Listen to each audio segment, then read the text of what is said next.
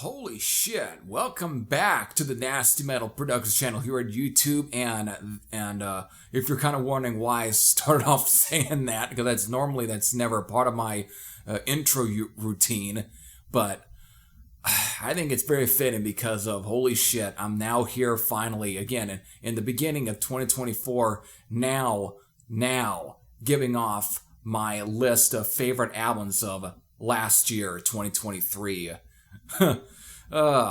Insane, isn't it? But I'm not going to go into any in-depth details why it has taken me this long, but because who knows, it's probably not really that much of importance to you because you probably don't care. I think right now you probably have just been waiting to know what have I picked for my favorites, and as you can tell by the title of the video, well, it's a top 10 list, and the reasons for, I have listened to quite a bit of albums from last year, but maybe not to the extent as all of you have, but I think for me personally, there is only one way to actually be able to do this one justice, and that's, of course, let's just get to the nitty-gritty. Let's just get to a straight-up top 10, and I think that's the only way I can be able to bring this one home. So, here we go. I picked out 10 albums now. This one is going to be... This can be very subjective, because this is not an objective sort of like, oh yeah, these are exactly the greatest releases of last year. No, this is more so of my personal favorites from last year. So, and of course, coming up with the top 10, that usually comes down to obvious releases being left out. And I've also... Some of the albums that I've listened to last year are probably some of the same ones that you have. However, there's a very possibility that, let's say, your favorite albums that I had listened to have not made my list. And so if you end up feeling disappointed, I apologize. Again, I'm not going to say that any of those albums that you love that are not on my list are not because of I felt that they weren't good. It's just because of the ones that I picked out the ones that personally made it, let's say I listened to the most.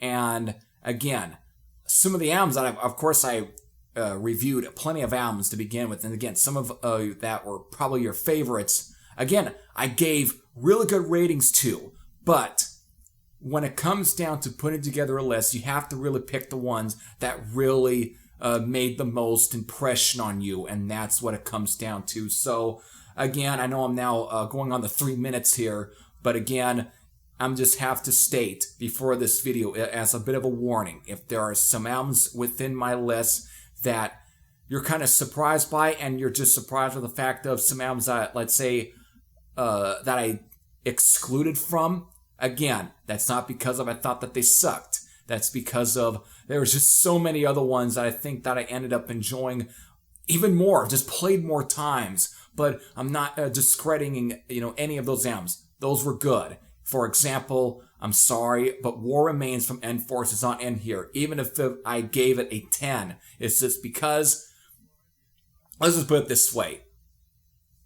That album ended up getting put somewhere that I can't seem to get to, and sadly, I kind of had to leave it out of this list. And I feel so badly that I had to leave it out of this list. But I just don't want to keep having to keep telling you or showing you albums I don't have.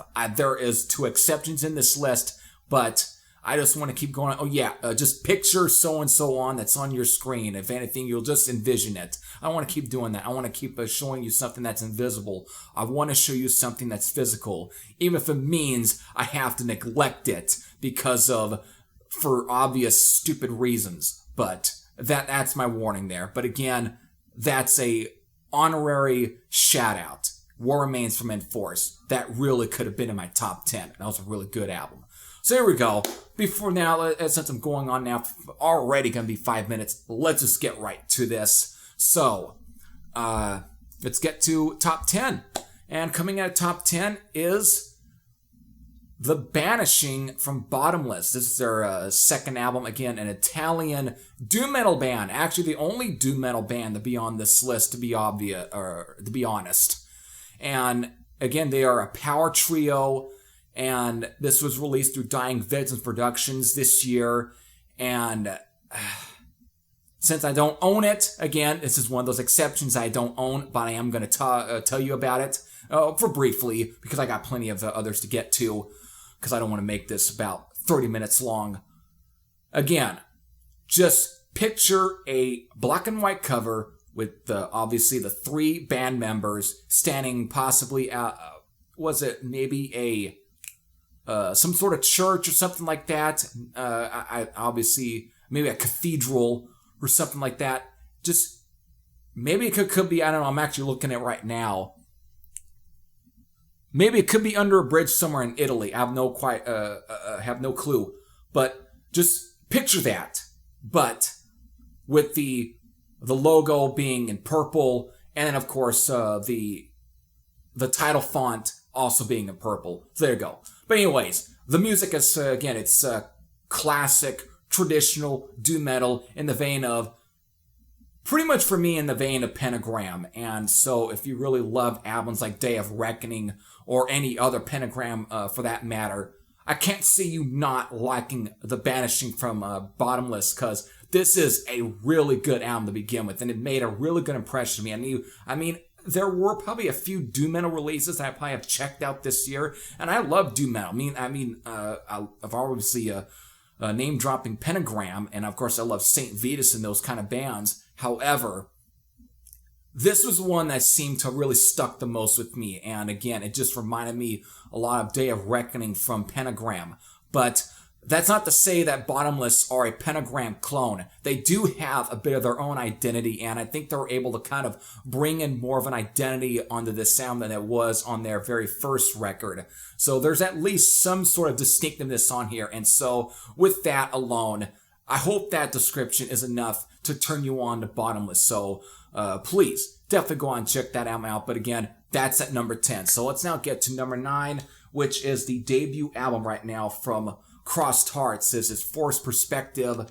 This is going to be one of two bands that I caught at the Frozen in Time Fest here in Fresno. Again, put together by Trevor William Church of Haunt fame. And again, this was also released through his label, Church Recordings. But again, they're based out of, I believe, Atlanta, Georgia.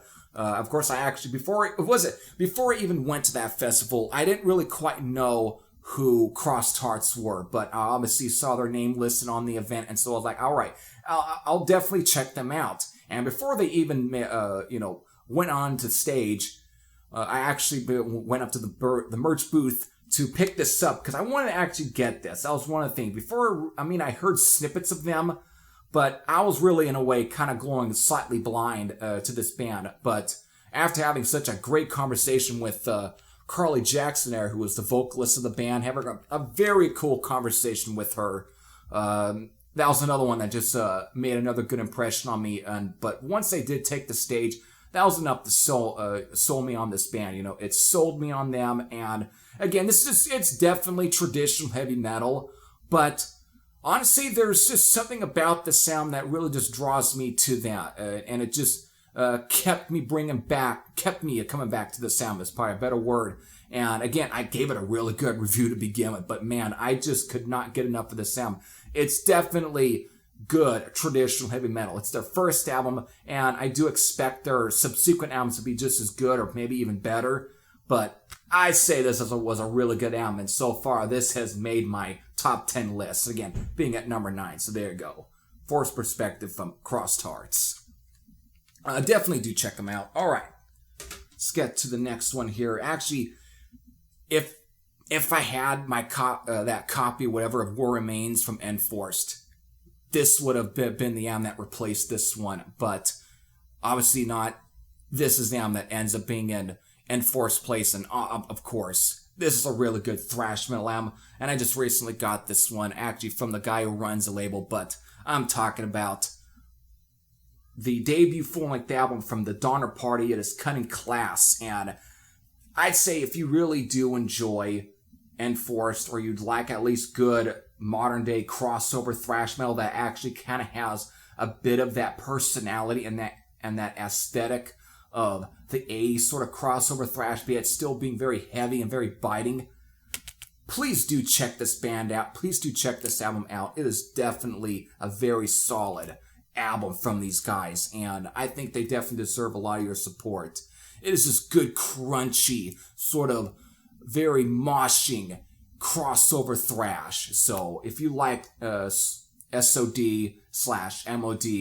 and other bands like Anthrax and Overkill, and just, again, they are from New York to begin with, or New Jersey to begin, actually New Jersey, then it's got that attitude, it's got that personality, and I think it's quite catchy as shit. So please do check these guys out to begin with. But again, this has made my top 10 list, so here at number 8, because this is still a really good album. So there we go. Alright, coming in number 7, finally the last of the two that I don't own, but this is actually one I do I'm going to show you the cover because I got it as part of a like a catalog thing or something. It's actually a paper that's got them all listed. But again, it's also one other thing that was released on Dying Vincent Productions. It is I believe, was it second album from these guys? Before I get to talking about them, I think it's their second album. Oh, where is this at? Yes, it is their second album, but it is Megaton Sword with their second album, Might and Power. Yeah, Might and Power, which is that right there. And the reason I received this list anyway is because I had gotten this one last year. This was one of my pre-orders from 2023, actually around the beginning of 2023. And obviously I got this catalog and I had the cover for it. So there you go. Again, it's epic heavy metal. That's the best way I could put it. But yet it's not maybe too far off from maybe heavy low, but it's kind of going for that. And maybe the only good comparison you can have as far as modern day sort of epic heavy metal bands would probably be, what's their name? Oh. Now I'm just forgetting their name. What was it? Alright, and now I'm drawing a blank. God damn it. That's always good, isn't it? Oh yeah, there we go. Was it Eternal Champion? That's what I'm thinking of. That would be the only good comparison I can have to them. However, I think they have much more of an epicness to them, I think, than it really comes across in Eternal Champion. However, I think that was merely if you're basing your opinion off their very first album and not their second one, which I thought was a huge improvement. But this is easily just as good, if anything, maybe even better than anything from Eternal Champion. It's a really solid album from them, and I would say you should not snooze on Might and Power. Do not. So Might and Power from Megaton Sword. If you don't know who they are, please do. But if you have any thoughts, you can leave them down in the comment section below. But I reviewed it last year, and it's such a good album. So please do check out them. They're great stuff. There you go. Alright, gets back to the list here. So there we go. Finally, from here on out, so everything physical. So coming in at number 6. Actually, it would have been number 5 here, but it's definitely number 6 here for me. Actually, it is number... Is it number 5? Yeah, it is. No, I think I switched it. That's a... Very great. We're going off to a great start. Anyways, coming in number 6 here is the Outsider from Night Demon. Yeah, made my top 10, obviously. I mean, this is our third full-length album by this point. But if I have to be really honest, I know there were some people that kind of felt this was a little bit weaker compared to the other two because of they were a little bit taken back by the fact that this was more of a concept album than a straight-up sort of traditional, straightforward heavy metal record of the past two albums. But honestly, I think, even though the story for the album, the concept is actually, I think, is pretty cool. However, I think the writing and the musicianship, I think, is actually a lot tighter on here than compared to the other two. And I love especially the first album, Curse of the Damned, I thought was a pretty good debut, but I think there's just something about this one that's a lot more interesting to me. It's like, what you see people complaining maybe a bit about the new wave or traditional heavy metal bands is that when it comes to subsequent albums, it seems like they start to kind of run out of their ideas, and it seems to start sound like maybe the same album a little bit.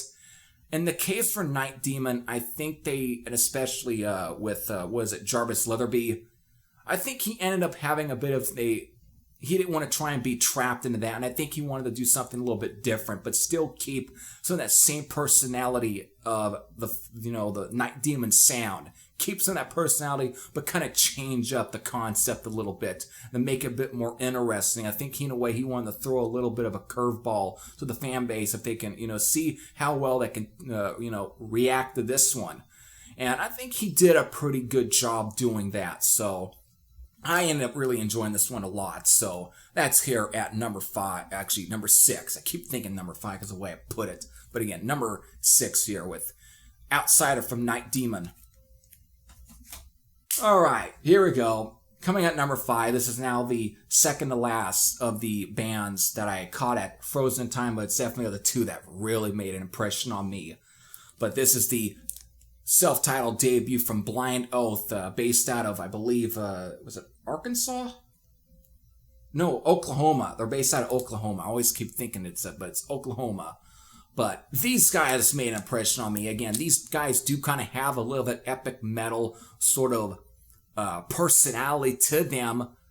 I mean, the heart is kind of there, but the thing is, it's, let's say, wrapped around a very aggressive, almost very punky sort of speed metal, almost bordering on at times being thrash at times, and it's just was so good. I love this sound, and I've already been championing the sound all year, but this was so good, and their performance really just, they won me. Again, this was a band that I went blind. I didn't know who they were, but once they took the stage, seeing the singer who was all blindfolded, keeping with the theme of their name, Blind Oath, I was sold. I was absolutely sold. And the thing is, this was mastered by actually the guitar player for Night Demon, so this actually has a connection to Night Demon. Hell, this also has another connection to a band that Jarvis Leatherby is actually in. That being Sarah Thungle, because of Tim Baker ends up guest appearing on the song "The Flame" for a little bit. But this is so good. I want to go on and on about this album, but I've already reviewed it already, and this is easy. It was one of my absolute favorites from 2023, and I think you definitely should not be snoozing on Blind Oath. So please go on and support these guys. It's so good. Oh, here we go. Finally, now we're on to the next 4 here. It's coming in number 4. It's always a treat to see this guy always come back every once a year or so, every 2 years or something. But it's of course, you probably now took a glimpse. Of course, the iconic voice that was for Accept. It's Udo Dirkschneider with UDO with the album Touchdown. This also was the reunion of Udo Dirkschneider and Peter Baltes. And I think this was easily probably one of the best Accept albums that Accept hasn't released in such a long time. Let's put it that way. This is, let's say, and also one of the most freshest and the most inspired, I think, UDO album in such a long time. What a good album this was. I really enjoyed it. I know people probably were kind of iffy with the whole theme of it being touchdown, football and everything, especially American football, because of European football over there. It's soccer over here. But either way, he went with that theme. But honestly, I think the music was so good. The writing, I think, was so good. And honestly, I just could not get enough of this album. This was easily much better than Game Over from a few years ago. And I loved it. So it was great. Of course, Peter Baltes just really kind of, I think if anything, he kind of added more to the sound of UDO. He added more to it. And I think if anything, it kind of filled it out much more. And it just brought it all home. And I just thought it was a really good addition. And honestly, just a duo of Udo Dirkschneider and Peter Baltes, I think, was talk about a winning combination. You can't go wrong with that. So there you go. It's obviously made my top 10. Probably many others possible top 10. So there it is. Touchdown at number 4. Speaking of the band who actually at one point aligned with Udo Dirkschneider, and again, a band that for the past couple years now has just been on a roll now. They sound rejuvenated, and this band actually just caught live, but not this year, but last year. But actually would have been now 2022. But I'm talking about, again, one of the premier power trios within the heavy metal in general, Raven, with All Hell's Breaking Loose. This, of course, would be the second album for Mike Heller, again, who is also these days is still possibly maybe playing with Fear Factory, but ever since 2020 with Metal City, he just has injected some new life into this band's sound, and just, I think, really rejuvenated that classic new wave or British heavy metal sound that Raven was known for, that athletic rock. He really kind of brought some extra punch and power to it. I thought Metal City was great, but I think they hit a home run with this album. I think this is easily probably some of the best material they released in such a long time. I think it's even better than some of the albums that they had released maybe in the 2000s. I think it's definitely even better than, for example, was it Extermination? I think it's even better than that one. This was really good. It's really inspired, and I just thought they were just... And John Gallagher, it definitely has been... no matter what, has always sounded great, and these days, for his age, he's able to really keep his voice intact. But here, he sounds like he sounds like he's young again. The whole band sound like they're young again. It's like they're back during the Neat Records period. So it's like, oh, this is the type of energy that you get on here. This is classic Raven in the modern age, and I couldn't be any more happier. So, All Hell's Breaking Loose at number 3. Whew. Here we go to the top 2 lists now. Top 2 names. Now, this is one that really came out of a surprise for me. Now, I've obviously have been kind of a fan of these guys for such a while now, but this is actually the one that's not really an album of original material, though. So what's coming in number 2 is probably the first time I've ever put in something that was more of a... It feels like it could be a compilation of re-recorded material, but this is a compilation of re-recorded material that feels like it's an actual proper full-length album. I'm talking about... Yep, The Last of a Dying Breed from Axe Switch were definitely... Again, it can be seen, but they've been getting some attention again for being, again, old school Swedish heavy metal band. But they never quite reached the same success as, especially, let's Heavy Load or a Europe, for that matter. But they still, I think, regained a very cult following over the years, and to the point where really it grew to be way more of a cult following, where it's like it grew in numbers. But I gotta say, their album, was it from 2021? I thought was a really good album. Was it Out of the Ashes Into the Fire, which is a good album, and that was my favorite of 2021. And this could have been, but the reason I kept it here being number 2 and not number 1, because of, in a way, this is a album full of re-recordings. Actually, it will be 9 re-recordings. That's why I kind of feel this is more felt like, in a way, it's kind of put together like it would be a proper full-length album than an actual compilation of, oh, here's a compilation of everything we've just decided to go into the studio and just re-record because of, let's just update them, and that sort of thing. Instead, they went to here with an idea, with the concept of that, let's do something, let's treat it like we were recording our first album all over again. Something like that. It feels like a brand new album. That, I think, was the intent they went to. Something similar that Oz did with Burning Leather from 2011. And I feel they just put so much energy. It feels like there was so much enthusiasm into recording this that I feel that the updated versions, at times I think, now could be blasphemy to a lot of people who are, let's say, purists and prefer the original stuff, and so this is probably going to feel like blasphemy, but I think I actually prefer these newer versions over the original recorded versions. There's just so much power put in these versions. They sound more inspired. And I'm probably because of them now being much more better musicians now, you know, they're more edged out. But there's just so much better, I think, with these versions. And I just listened to this album ever since. Again, I actually got this from the band members themselves. They just sent it to me for reviewing. Again, even went the further mile of signing it for the back cover. But when I received it, this could not leave my CD player. This was in, and once I put it on my phone, I could not stop listening to this. They really came out with an album of re-record material that I think would actually put to shame most other bands' re-recordings. This is the way you're supposed to do it. They set the blueprint. This is how you re-record an album or re-record material, whatever. This is how you do it. And I think it just turned out so good. So definitely, I could not leave this out of my top 10. And this almost could have been my number one. But what ended up being my number one, and this probably has not been in everyone else's number one albums list, but it was mine, and it's my number one. The second album from Austrian new wave or traditional metal band, it is Midnight Lightning from Roadwolf.